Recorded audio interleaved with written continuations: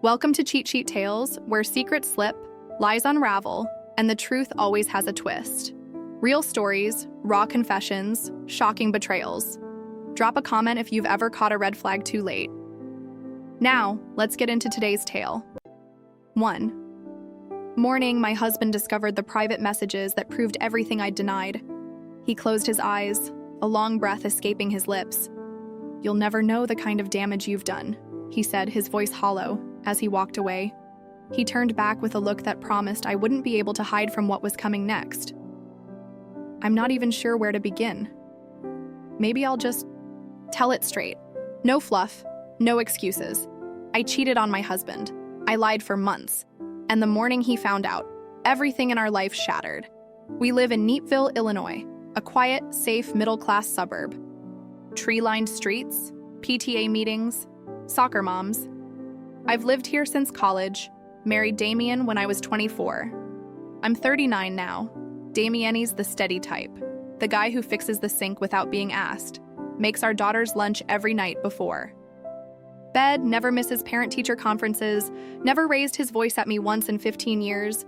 He works in cybersecurity and always joked that he could hack my phone if he wanted to, but said he never would. Trust is the only thing that makes a marriage work, he used to say. And I broke that.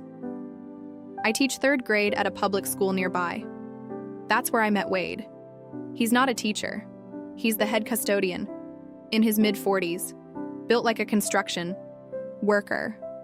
Always a little rough around the edges, divorced, has a son in high school who lives with his mom in Missouri. It started off so dumb, really dumb. He'd hold the door open for me, ask about my day. I'd laugh a little too long at his jokes. We'd both stay late sometimes. I'd be grading papers, he'd be cleaning up the cafeteria. We'd talk. One afternoon, I was venting about a fight I had with Damien. It wasn't even a big one, just something about money and our daughter wanting a new phone.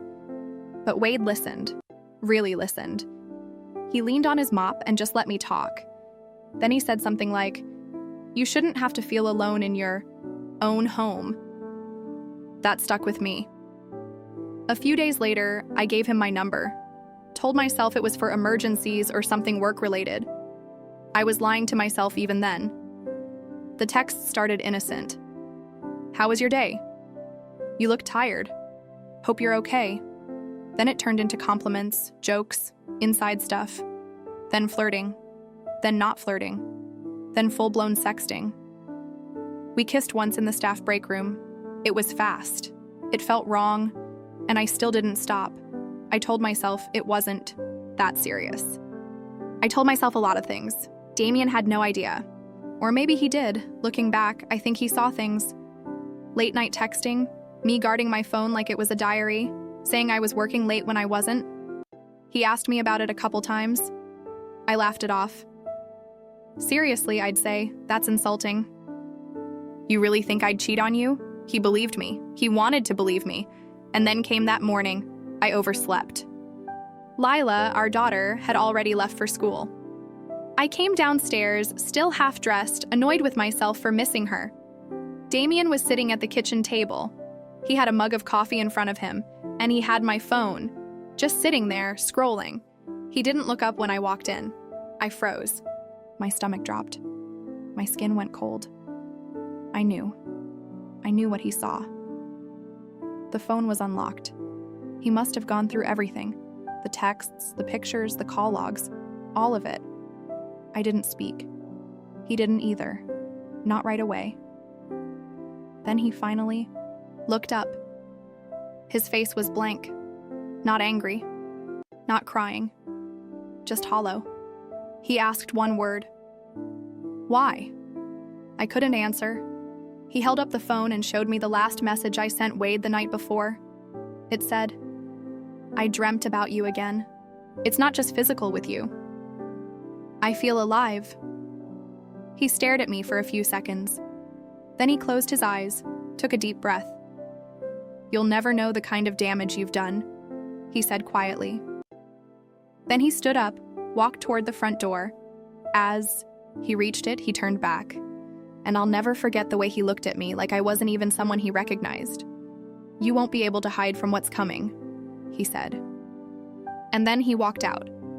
I stood in that kitchen for what felt like forever, still holding a mug that hadn't been filled, still wearing pajamas. I didn't cry right away. I didn't chase after him. I just stood there.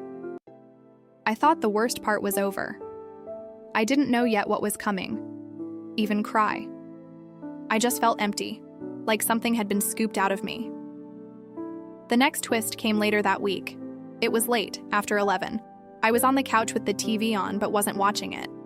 I was scrolling through old texts from Damien, trying to remember what it felt like to be trusted. Then a number I didn't recognize called me. I almost didn't answer, but I did. A woman's voice came through, sharp, tired. "Is this Elise?" I froze. "Yes, this is Rena, Wade's ex-wife." I sat up straight. "I'm sorry. What?" "I know who you are," she said. "I know everything. I thought you should know. He's done this before, with other women. 2 at his last job. He got fired from that school too. And I told the Ms. Carrington not to hire him again. But they did anyway." My stomach dropped. "I don't care about your marriage," she went on, "but you should know. He's a manipulator. He tells every woman the same things, that they're special, that they make him feel alive, that they're different." I could barely speak. "Why are you telling me this?" "Because he did it while we were married," she said. "And you're not the first one who believed him." I hung up before I could say anything else. Just sat there staring into the dark. Everything I Damiened for. A man who had a whole history of doing this. I was so stupid. I had given up my life, my family, my career, over something that wasn't even real. And I thought that would be the worst of it, but it wasn't. The next day, I found out Damien had filed for divorce. Through a lawyer. He didn't even tell me. Himself. The papers came in a manila envelope, dropped on my front step. Clean, formal, cold, no note, no text, no nothing. The divorce filing included a request for full custody of Lila, not joint, full. And in the attached declaration, his lawyer wrote, "The petitioner believes the respondent has demonstrated a pattern of emotional instability and poor judgment, including conduct that has impacted the well-being of the child." He was coming for everything. And suddenly I understood what he meant that morning when he said, "You won't be able to hide from what's coming." I had thought he meant guilt. He meant war. The court hearing started 2 months later. I showed up to the first one early, sat in the parking lot for 20 minutes before walking in. My hands were shaking so bad I almost dropped my purse. When I saw Damien across the room with his lawyer, he didn't even look at me. He looked past me, like I wasn't there. Lila was with him. She sat beside him, knees bouncing, face blank. She didn't glance my way either. The judge ordered a temporary custody agreement until everything was finalized. Lila would stay primarily with Damien. I'd get her every other weekend, supervised, for now. Supervised. Like I was a danger. I couldn't even argue. I'd read the affidavit. Damien had included the printed messages, dates, times. He made his case clear. I had exposed our daughter to a situation of instability, betrayal, and public embarrassment. My lawyer told me, "Show remorse, be honest, take responsibility." So that's what I did. I told the court everything. I admitted to the affair. I admitted to lying. I said I had made selfish choices, that I had confused attention for affection, that I'd failed as a wife, and worse, as a mother. I thought that would count for something. It didn't. Outside of court, people started finding out. A parent from my daughter's school recognized me in the grocery store and turned her card around. My name got whispered in circles. The district investigation quietly ended with my contract being dropped. I wasn't fired, but I wasn't welcome back either. Wade, on the other hand, resigned before they could finish his review. I haven't heard from him since. He didn't fight for me. He didn't fight for anything. Just disappeared. A month later, Lila stopped answering my texts. She'd read them. I could see the little read mark under each one, but she never replied. I called Damien once just to ask how she was doing. He answered, but only said one thing before hanging up. If you love her, give her space. So I did. Days became weeks. Weeks became months. I started seeing a therapist. The first session, I sat in silence for 20 minutes before I even spoke. I didn't know how to explain how I'd torn apart my own life. On purpose. For what? For a man who didn't love me. For a thrill that lasted just long enough to ruin everything that mattered. I journaled. I went on walks. I read books on shame, trauma, infidelity. It didn't fix anything, but it made me sit in the mess I'd made. That's where I live now. In the mess. I rent a small apartment on the west side of town. 2 bedrooms, though one stays empty. Lila hasn't stayed overnight in almost 6 months. Sometimes I still make her bed, just in case. Last month I went to her spring recital. I sat in the back row. She looked beautiful, tall, serious, focused. After it ended, I waited outside, hoping she'd come talk to me. She saw me. Our eyes met for just a second, then she walked right past me toward her dad. Damien nodded once as he passed. That was it. Not hate, not anger, just nothing. It would be easier if they screamed at me, if they cursed me out, but they don't. They just keep living without me.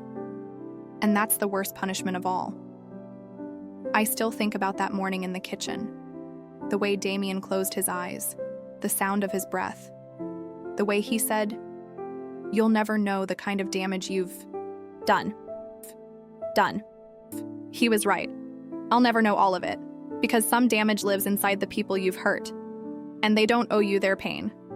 I cheated. I lied.